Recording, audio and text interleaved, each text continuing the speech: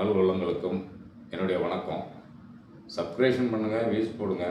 இன்றைக்கி செய்தி, நேற்றைக்கு அம்பாசமுத்திரம் இசக்கி சுப்பையா அதிமுகனுடைய எம்எல்ஏ தன்னுடைய எம்எல்ஏ பதவி ராஜினாமா கடிதத்தை சபாநாயகர்கிட்ட கொடுத்துட்டு உடனடியாக டிவிக்கு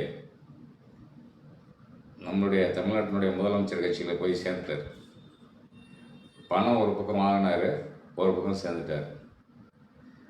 இப்போ இதை எல்லா கட்சிக்காரங்களும் உற்று கூர்ந்து கவனிக்கிறாங்க. ஏன் இந்த மாதிரி பண்ணுறாங்க? 15 நாள் கூட ஆகலை, 15 நாள் ஆயிடுச்சுன்னு வச்சிங்களேன், 15 நாள் ஆயிடுச்சு. ஆனால் இந்த மாதிரி ஓடுறாங்களே, இப்போ 4 பேர் ஓடிட்டாங்களே பணத்துக்கு ஆசைப்பட்டு. இது தளபதிக்கு இது சரியானதாக இல்லை. இந்த மாதிரி அவர் செய்யக்கூடாது, ஏற்றக்கூடாது.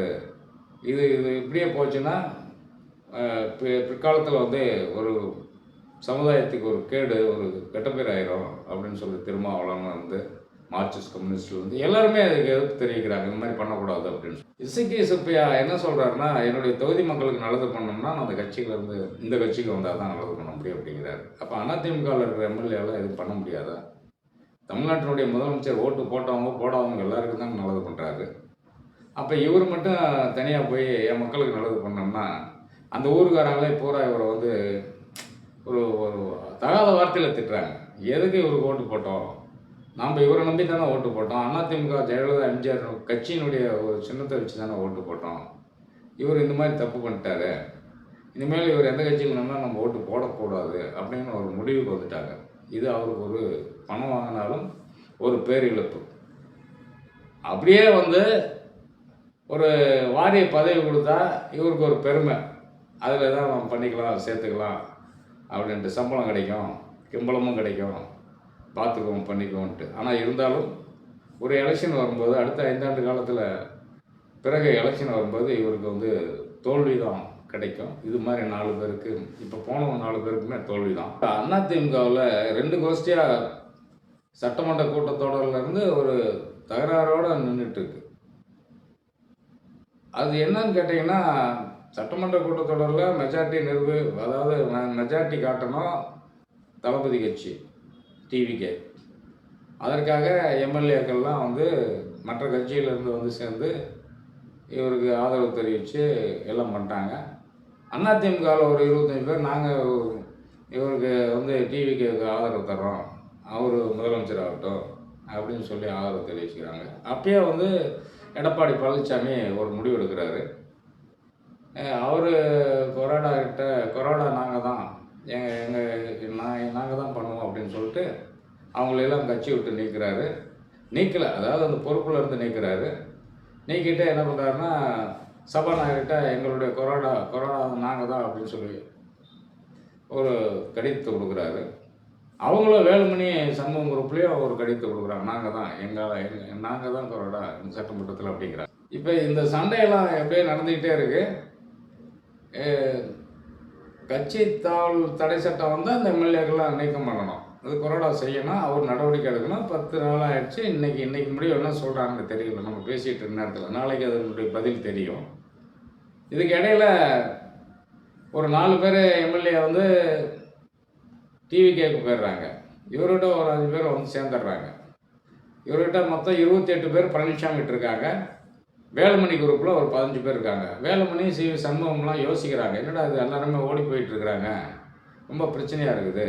சரி, நம்ம எடப்பாடி பழனிசாமிகிட்ட சமாதானமாக போவோம், சமாதானமாக பேசுவோம், நாங்கள் சமாதான பேச்சுவார்த்தைக்கு தயார் அப்படின்னு சொல்லி சண்முகம் வேலுமணியெல்லாம் ஒரு வாய்மொழி உத்தரவில் அவங்ககிட்ட தூது விடுறாங்க.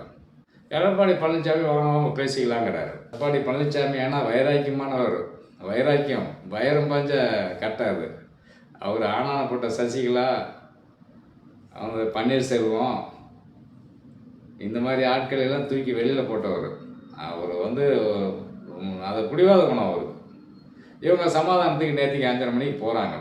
தங்கமணி, நத்தம் விஸ்வநாதன், இப்படி ஒரு 5-6 பேரை கூட்டிகிட்டு அவர் வீட்டுக்கு போய் சமாதானம் பேசுகிறாங்க. என்ன பேசுகிறாங்கன்னா, நாங்கள் உங்களோட சேர்ந்துக்கிறோம், நாங்கள் இனிமேட்டு எந்த இதுவும் பண்ணலை, எங்களுடைய மாவட்ட செயலாளர் பதவி எங்களுக்கு என்ன பதவி இருந்தோ அதெல்லாம் அப்படியே கொடுத்துருங்க, நாங்கள் வாங்கிக்கிறோம், உங்களோடய சேர்ந்துக்கிறாங்கிறாங்க. எடப்பாடி பழனிசாமி அப்படிலாம் கிடையாது. நான் மாவட்ட செயலாளர் நியமனம் பண்ணது தான். நீங்கள் மன்னிப்பு கடிதம் கொடுக்கணும், நான் சொல்கிறபடி கேட்கணும், நீங்கள் திருப்பி திருப்பி அங்கே ஓடக்கூடாது. அப்படி இருந்தால் வாங்க சேர்த்துக்கிறேன், இல்லைன்னா ஓடி போயிருங்க அப்படிங்கிறார். நேற்றுக்கே இந்த பேச்சுவார்த்தை முடிவடையலை, பிடிவாதத்தோடு இருக்கிறார். அதுக்குள்ளாட்டி வேலுமணிக்கும் சிவி சண்முகத்துக்கும் சண்டை. என்னன்னா, சிவி சண்முகம் கேட்குறேன், நான் சும்மா இருந்தவனை நீ தான் என் உற்பத்தி ஏற்றி விட்டீங்க, என்னை நான் பாட்டுக்கு பேசாமல் இருந்தேன், என்னை இப்போ தூண்டி விட்டு நீங்கள் வந்து வேடிக்கை பார்த்துட்டு உட்காந்துருக்குறீங்க அப்படிங்கிறாரு. வேலுமணி ஒன்றால் தான் போச்சுங்கிறாரு, சிவி சண்முகம் ஒன்றால் தான் போச்சுங்கிறாரு. இப்போ அவங்களுக்குள்ள ஒரு சண்டைகளும் நடந்துகிட்டு இருக்கு.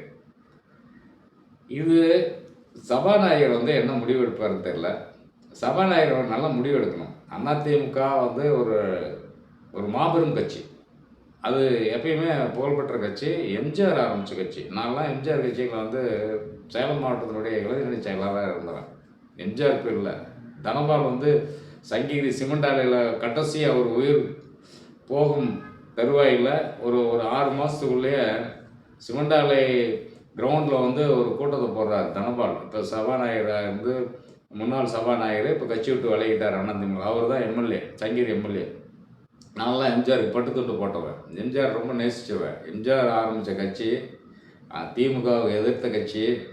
ஜெயலலிதா பிறகு வந்தாங்க, அதுக்கப்புறம் பழனிசாமி வந்தாங்க. இப்படி ஒரு பெரிய ஒரு மகத்தான கட்சிக்கு இப்போ ஒரு தலைவர் பழனிசாமி கிடச்சிருக்காரு. இந்த பழனிசாமி வச்சு ஏதாவது வந்து நல்லது பண்ணலாம். ஆனால் பழனிசாமி எப்படி வந்து குளிபறித்து அவரை வந்து தோக்கடித்து அவரை வந்து மாநிலத்தினுடைய பொதுச் செயலாளராக இருக்கக்கூடாதுன்னு சொல்லி கங்கணம் கட்டி சில பேர் சுற்றிக்கிட்டு இருக்கிறாங்க. இது எடப்பாடிக்கு நல்லா தெரியும். ஆனால் எடப்பாடி பழனிசாமி இதுக்கான இவர்களை முறியடிப்பதற்கு நிறைய வேலைகள் செய்வார். நேற்றைக்கு ஒரு எம்எல்ஏ அதிமுகலேருந்து ஓடி போயிட்டார். ஓடிட்டார்னா பணத்தை வாங்கிட்டு ஓடிட்டார், சும்மாலாம் ஓடலை.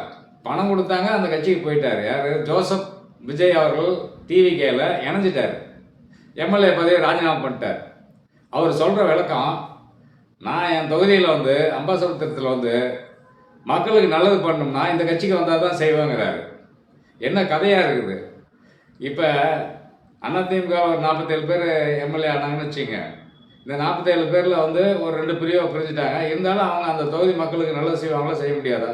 ஏன் அந்த அரசு செய்யும்? எல்லாருக்கும் அரசு செய்யும், ஓட்டு போட்டவங்களுக்கும் செய்யும், போடாதவங்களுக்கும் செய்யும். அதுதான் வந்து ஆட்சியினுடைய மகத்துவம்.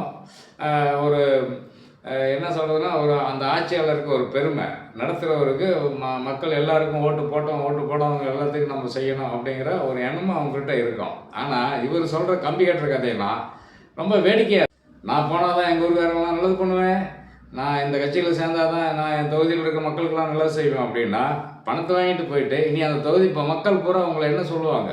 பணம் வாங்கிட்டு போயிட்டான்னுவாங்க. ஒரு 10-15 நாள்லேயே ஓடி போயிட்டீங்க. அப்போ இனி இந்த டிவிக்கு இன்னொரு 10 வருஷம் கழிச்சு இந்த கட்சியிலே இருந்து நீங்களும் ஒரு எம்எல்ஏ ஆகி தோற்று போயிட்டீங்கன்னா, திரும்பி இன்னொரு கட்சி வரும்போது அங்கே ஓடி போவீங்களா?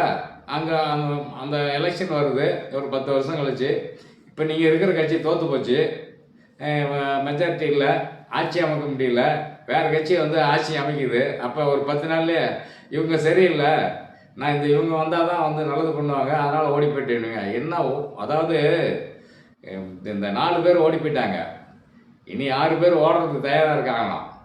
இப்போ அதுக்கு இடையில் 2 பேரும் வந்து சபாநாயகர்கிட்ட வந்து கொரோனா உத்தரவை, நான் எடப்பாடி பழனிசாமி எங்களுடைய உத்தரவை மதிக்காமல் இந்த சட்டமன்றத்தில் மெஜாரிட்டி, அதாவது வந்து டிவிக்கு ஆதரவு தெரிவிச்சிட்டாங்க, அதனால் அவங்கள வந்து தகுந்த நடவடிக்கை எடுக்கணும்னு சபாநாயகருக்கு ஒரு கடிதம் கொடுக்குறாங்க. இவங்க வேலுமணி குரூப்பும் ஒரு கடிதம் கொடுக்குறாங்க. 2 பேரும் மாறி மாறி கொடுத்துக்கிட்டே இருக்கிறாங்க. தொடர்ந்து இது ரொம்ப நாளாக இப்போ இந்த சட்டமன்ற கூட்டத்தொடர் மெஜாரிட்டி நிரூபிக்கிறதுலேருந்தே இருந்துகிட்டு இருக்கு. இந்த சிவி சண்முகம் வந்து வேலுமணிலாம் வந்து பொதுக்குழு கூட்டணும், எப்படி கட்சியெல்லாம் தோற்றுன்னு கேட்கணும் பண்ணணுங்கிறாரு. எந்த கட்சியிலுமே கிடையாது. இப்போ திமுகவில் வந்து பொதுக்குழுவெலாம் கூட்டலை, மாவட்ட செயலாளர் கூட்டி என்ன காரணத்துக்காக தோற்றோம், சரி நானே பொறுப்பேற்றுக்கிறேன் அப்படின்னு சொல்லி முன்னாள் முதல்வர் ஸ்டாலின் அவர்கள் நான் அவரே பொறுப்பேற்றுக்கிட்டாரு. இனிமேல் நல்லபடியாக செய்யணும், யார் யார் மாவட்ட செயலாளர் நீங்கள் போய் உங்களோட பணியை பாருங்கள், திருப்தியாக பாருங்கள், நம்ம திரும்ப மீண்டும் ஆட்சிக்கு வருவோம், கவலைப்படாதீங்க, எதுனாலும் பார்த்துக்கலாம் அப்படின்னு சொல்லி ஒரு தன்னம்பிக்கையும் தைரியத்தையும் ஊட்டி மாவட்ட செயலாளர் அனுப்பிச்சி விட்டார். அது மாதிரி இவர் ஒரு பொதுக்குழு கூட்டாமல் ஒரு மாவட்ட செயலாளர் கூட்டத்தை கூட்டி நீங்கள் வாங்க எல்லாம் உட்காருங்க என்ன பண்ணணும்னா இப்போ எடப்பாடி பழனிசாமி அதை ஏற்றுக்குவார். நான் தான் பண்ணேன், எனக்கு தப்பு தானுவார். ஏன்னா அதாவது சூறாவளி காற்று அப்படியே அடித்து சுற்றி அடிச்சது. அந்த மாதிரி தமிழ்நாடு பூரா சுற்றுப்பயணம் இரவு பகல் பார்க்காம எங்கேயோ தூங்கி எங்கேயோ எந்திரிச்சு எப்படியோ ஒன்று அந்த சூறாவளி சுற்றுப்பயணத்தில் கட்சி பிரச்சாரம் பண்ணி ஏதாவது கட்சியை கொண்டு வந்து நம்ம முதலமைச்சர் ஆகணும்னு சொல்லி ஒரு பிடிவாதத்தோடு இருந்தார். ஆனால் சூறாவளி டிவிக்கு போயிடுச்சு. இப்போ வந்து அது இவர் பக்கம் வந்து அந்த காற்று மேலே கொண்டு போய் கீழே குப்பையில் கொண்டு வந்து போட்டுருச்சு பழனிசாமியார். இப்போ பழனிசாமி அவர்களுக்கு பல்வேறு இடையூறுகளை கொடுத்து கொண்டிருக்கிற வேலுமணி, சி.வி. சண்முகம், தங்கமணி, இந்த நத்தம் விஸ்வநாதன், இதில் இன்னும் எத்தனை பேர் இருக்காங்கன்னு தெரில. இதில் எத்தனை பேர் வந்து தளபதி கட்சிக்கு போகிறாங்கன்னு தெரியல. ஆனால் நீ தளபதி கட்சிக்கு போகிறத பற்றி பிரச்சனை கிடையாது. அவங்களும் உங்களை வெறுப்போடு தான் பார்ப்பாங்க. ஏதோ இப்போ செங்கோட்டைக்கு போயிட்டாரு, ஏதோ ஒரு பொறுப்பு கொடுத்துட்டாங்கன்னா ஏதோ வந்து இருக்கட்டும் பார்த்துக்கலான்னு தான் நினைப்பாங்களே தவிர, இருந்தாலும் ஒரு கட்சி ஆரம்பிக்கிற போது அவங்க முன்னாடியே அப்போ அவங்க ஆரம்பிக்கிற தருவாயிலே சேர்ந்தாங்கன்னா அவங்களுக்கு ஒரு மரியாதை இருக்கும். இடையில போய் கட்சி எப்படி செய்யுது, எத்தனை பேர் வர்றாங்க பார்த்துக்கிட்டு போகிறவங்களுக்குலாம் வந்து தளபதி கொஞ்சம் உஷாராகவே இருப்பார். ஏன்னா அவரும் வந்து பல்வேறு ஆட்களை சந்திச்சிருக்காரு, பல படங்களை நடிச்சிருக்காரு, அவருக்கும் ஸ்கிரிப்டெல்லாம் தெரியும். அன்பு கூர்ந்தவர்களே, நாளைக்கு மற்றொரு செய்தியில் உங்களை சந்திப்போம். நான் என்றும் உங்கள் வீட்டு பிள்ளை அக்னி.